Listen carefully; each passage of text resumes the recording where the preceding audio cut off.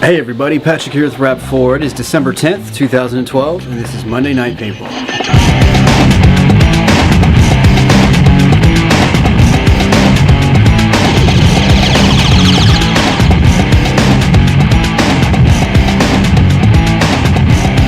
Alright guys, time for some paintball news and industry trends. The Japan Cup 2012 was this past weekend. It was sponsored by Dai and Good Paintball in the town of Kuwana, Japan. Now the three biggest winners in their respective categories were Team Nidamago, Team Neki Kick, and Team Rai. Now Team Nidamago was the winner of the Open division, so they were the winner overall. Congratulations. A handful of paintball teams are banding together to raise some money to give some relief to the victims of Hurricane Sandy. Sandy Relief Weekend is getting kicked off on the 15th and 16th of December.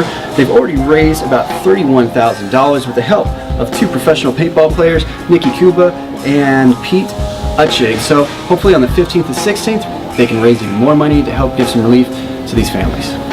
Gearheads Paintball is a company known for their custom work and attention to detail, but they've never mass-produced a product until now. Crystal Duval from the company has come out and announced their first mass-produced product, which is going to be the Gearheads Paintball Feed Adapter for spring feeds. It's a cool little gadget. It's designed for those pump guns. It uses a spring feed paintball design. So go ahead and check that out if you're into pump action play, and hopefully Gearheads, this one is going to be a very big success for you. Congratulations on taking a big step.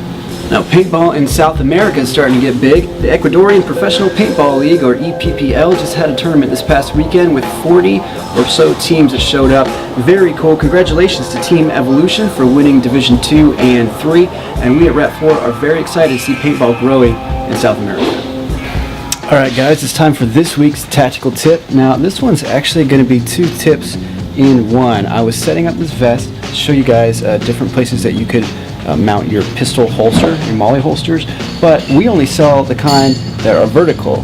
So I was setting this vest up with some zip ties to run the pouch horizontal, and I realized that might be a pretty cool tactical tip for those of you with your gear and you have a pouch that you'd like to have horizontal versus vertical. All you need is a few zip ties. I'm going to show you how.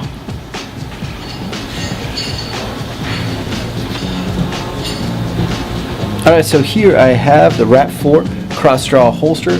This one's a righty because I'm a righty, and this is in digital camo. Now, like I said, this has the vertical molly straps on it. It's the only version we have, but if you have a few zip ties, it doesn't matter anymore. I'm actually going to mount this sideways to this vest using a handful of zip ties here. Okay, so step one is going to be to choose where you want to have your holster. I'm going to put this just under this top molly loop, right dead center there. Now I want to leave this exposed so I can have a name tape, and I can also get to my quick disconnect handle up here. So I'm going to put this front and center right there. So that means I'm going to be using the center 4 molly loops. Okay, so put this down for a second.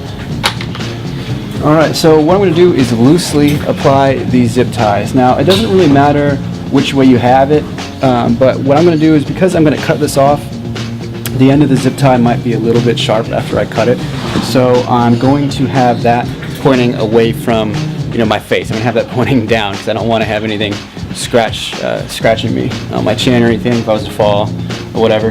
Just trying to stay mindful of that. So I'm just going to put the zip tie here, and very loosely, don't tighten it down yet. Okay, don't tighten it down, just real loose. I'm going to put these on here.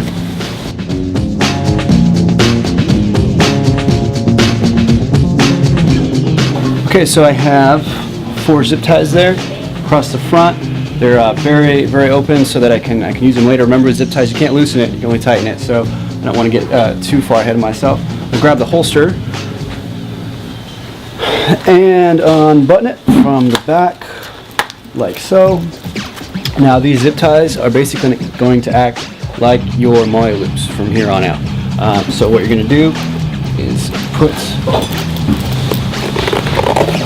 molly loops in there, weave them through just like you would, and leave them loose. Don't tighten them down yet. You can do that last.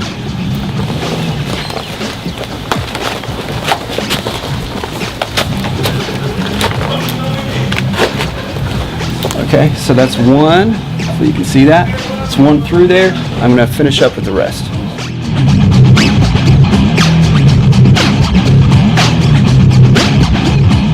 Okay, so I went ahead and snapped the 2 snaps on the end. Now, as you can see, the zip ties are still loose, so it's still standing off from the vest. Now, you go ahead and tighten those zip ties. Now, do them in one direction. Don't start from the sides and in. You kind of might get yourself all messed up doing that. So start from one end, go to the other. And if you want to take it in steps, go ahead. Because remember, if you mess this up, you'll have to start all over. So I'm going to start on the left. And just slowly tighten that down. But I'm not going to go all the way yet. And I'm going to follow up with the others.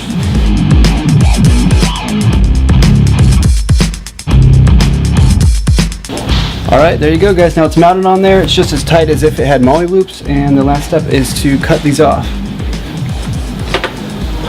Now because I had the excess pointing downwards, now it's kind of tucked nice and neat under there. It'd be pretty difficult for me to scratch myself on that even if I wanted to. So it's a pretty good safety step. Just think about what could go wrong. So this looks pretty safe to me. I'm comfortable with it. Snip these off. And then we can get to this week's tactical tip, which is holster placement for your molly vest. Alright guys, so like I said, I'm going to be using this Wrap 4 cross-draw holster. This is the small version in digital camo, and it has a Ram X50 inside. Now on this USMG armor vest, I have it mounted here to the front using those zip ties so it can go horizontal. And the reason that I have seen a lot of these pistols mounted there, in the military at least, was because we did a lot of mounted operations. We're getting in and out of vehicles, and especially the driver whose job it is to stay in the vehicle. Usually you'd see them with a pistol on their chest because it's a lot easier to get to from inside a vehicle, and for the driver it's conveniently already pointed out the window. So your draw would be just a few inches to the right and then back out the window. This is also seen a lot by people who just have a ton of kit on, or for some reason they're going to be a gunner or somewhere that their legs aren't going to be as accessible for them. I've seen this on the chest a lot. Now I've also seen this on a paintball field. Most recently, Kusha from Savoy 6, he mounts his paintball pistol in that spot, and he's got his reasons for that. I think the reason might be because there's really no more room for it than anywhere else. The guy likes to have a lot of kit. But for this, I would recommend this if you're in some kind of a vehicle situation or in a really tight compact area where you can't really get down to a belt or down to a thigh rig. Alright guys, so moving on down to the hip. Now here on this USMG battle belt, I have the same cross-draw holster in digital camo with a P99 inside, and it's mounted to the molly on the outside of the battle belt. So a few benefits to this. This is actually my preferred method, and the reason for that is movement. When you're running, your hips are actually moving in the direction that you're running, but they're moving kind of smoothly. They're not jerking back and forth like your knee or your leg is when you're running. So it actually stays pretty stable. You won't feel the pistol, the weight of the pistol fighting you as you run. Also, you won't need to tighten down a belt as much as you would need to do so to like a thigh rig or something. This belt, because your hips get wider as they go down, the gravity is just going to keep it nice and snug on you. Some people ask, should you attach it to the belt that's holding up your pants to keep it from twisting? Actually, I haven't really had my battle belt twist on me hardly at all. So unless that's happening to you, and you need to find a solution for it. But for me, that's never been a problem. A lot of police officers prefer to carry it on their hip, just because, I mean, for them it's more of a tradition, I'm sure, but it's a lot more comfortable during long periods to like wear a belt versus something strapped to your leg. The thigh rigs, you kind of have to tighten them down really far to keep them nice and snug and keep it from moving on you, especially when you're running around. After a while, like, it starts to work almost like a tourniquet on your leg, and it gets really uncomfortable, and depending on where you're at, pretty sweaty underneath there. So the belt is definitely the most minimal way to wear a pistol. It doesn't need to be on a battle belt either. These molly holsters will attach to even the belt that's holding up your pants. So that's a good solution if you don't want to get any more kit. If you just want to go out there with what you're wearing and just clip it on, there you go. You don't need any more equipment other than the holster itself. Alright guys, so moving on to thigh rigs. Now this is the most common kind of holster that I've seen, whether it's in the military or on the paintball field. This is the most popular by far, and I think it has a few reasons. First of all, what I mentioned with the when you mount it to your hip, you don't need to buy much kit for this. You just need the holster itself. This holster will attach to the belt that's holding up your pants. You don't need any kind of tactical gear to use it other than the holster itself. Also, it's a pretty good spot for it because when your hands are at your side, a lot of people, that's exactly where their pistol is. They don't have it low enough where they have to reach for it. Actually keep it right where your hand is all the time. It's a very natural way to draw your sidearm.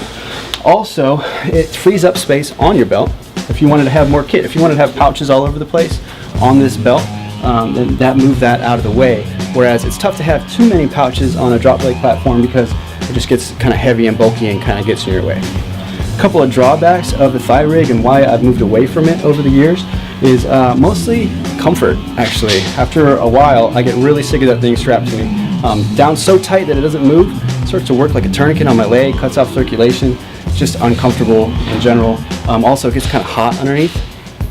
These holsters that we sell, we pay a lot of close attention to the underside of it to make sure there's nothing, pokey coming out of it when it's pressed up against your thigh. But I've seen a lot of holsters out there that have tags or seams or something like that that's sticking out towards your person, and when that's strapped down, tight enough so it doesn't move much, but it still moves a little bit, I mean, that's just like blister USA, like waiting to happen. So be careful when you're buying a thigh rig.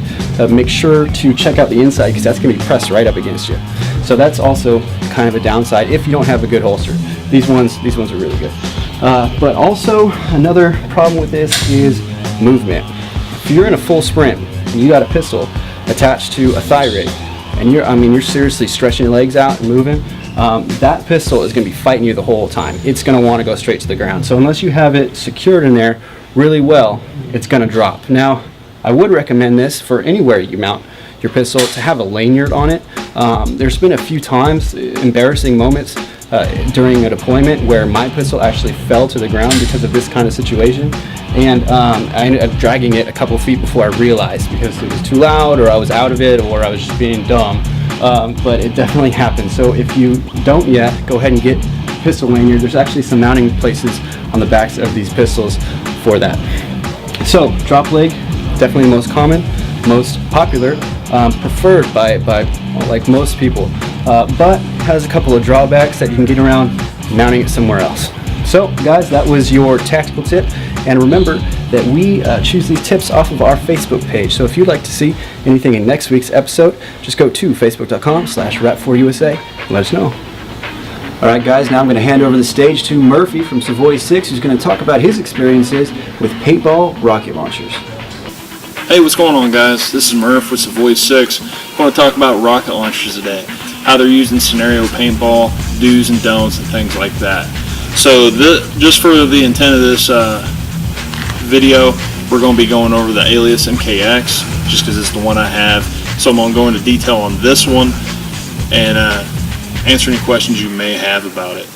So you can use any kind of air. You want HPA, CO2. I have an adapter with 12 grams on it right now. I've run a remote line off of it in the past. So it's whatever you have, really. This thing's pretty versatile. So you have that. Was it fire? So you got a couple different rockets you can use. Bar none, you're going to want to use these Mini Vortex. They're awesome. They're really durable. They're going to take a licking and keep on going. The fins are going to rip off, which is a problem you'll have sometimes with the cheaper brands and just a cheaper make. You might pay $1.50 for them, but if the tail fin rips off and the thing just goes, at a 90-degree angle, you want quality. Sometimes you got to pay for quality. So it's harder to find them sometimes. So just be aware of that. So another thing you can use, these guys, actually I like them.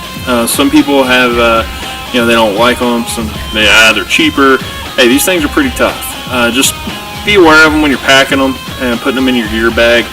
This tail fin may rip off on you. So, but once you're firing it, you're playing with it in the field, it'll keep on going. It's pretty good, and the tip is hollow, so you can put a 68 cal paintball in there, so you can mark your target, and it's pretty good. So I've had good experience with these. I like them, and it's pretty cheap. It's only like $2 or something like that. So if I do lose it in the field, I'm not out that much money. The Mini Vortexes, it's a little bit more of an investment, and if you go to a big game field and you put yours in a big community pool and you don't get them back, that's a loss from your pocketbook. So it's ultimately it's your choice, and just be aware when you're firing some that have the whistles on them. This thing is going to shoot 2-inch diameter footballs. This football is 2 inches in diameter, but it has 1/4-inch whistles on either side. So I've had to take them off, and it shortens the distance it can fire. So just be aware of that. So safety. Obviously, you're not going to want to take a headshot on somebody with one of these. You shouldn't say it, or shouldn't need to say it, but you do. Just be safe with these things. Always ask permission from the paintball field before you take it out, because you don't want to surprise them. This thing looks pretty gnarly, and you don't want to upset anybody. So ask permission, make sure they're cool with it. If it's a scenario or a big game, they generally are. If it's just regular walk-on play, they're probably going to say no, or they're going to want to see limited use with it. So some fields do let you use this during walk-ons. I've used it in the past. Just ask. Call them ahead of time just so they can kind of have some time to wrap their head around it. Because usually when you put somebody behind the 8-ball, they're going to say no, just out of precaution. Safety first. So this, you can barrel load it, or you can open the breech. So if you're in a time crunch, you're probably going to cram it down the barrel, but you get a better shot if you take the extra time and cram it in there. But it gets a little snug sometimes, so it's just easier to barrel load it. But we'll do a couple test shots, show you. Make sure that you do kind of an offset aim a little bit when you're firing, just so you can compensate.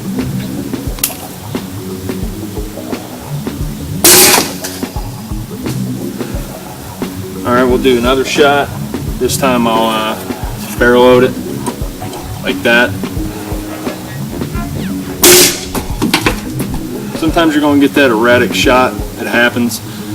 As you can see with the mini vortex, that thing was straight as an arrow. So sometimes it's worth the extra couple dollars. Just make sure with that trigger pull you fire and release, because if you hold it, you can hear the air leaking out the barrel.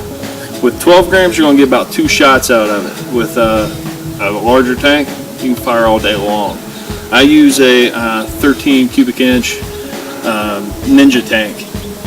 3,000 psi is pretty awesome. I enjoy it. I use it all weekend when we do the big game stuff. So hope you enjoyed it. Hopefully it answered some questions. If you have any questions, go ahead and post them on the video. Savoy 6 is our flagship team. They get a lot of our prototype markers to go ahead and test, and you can see a lot of the pictures and videos of those products being used on their Facebook page. It's facebook.com/Savoy6Paintball. Alright guys, thanks for watching. Now remember, Monday Night Paintball is your show. We make it from the content generated from our Facebook page, so if there's anything you'd like to see, just go to facebook.com/Rap4USA and let us know. Look forward to hearing from you, and we'll see you out there.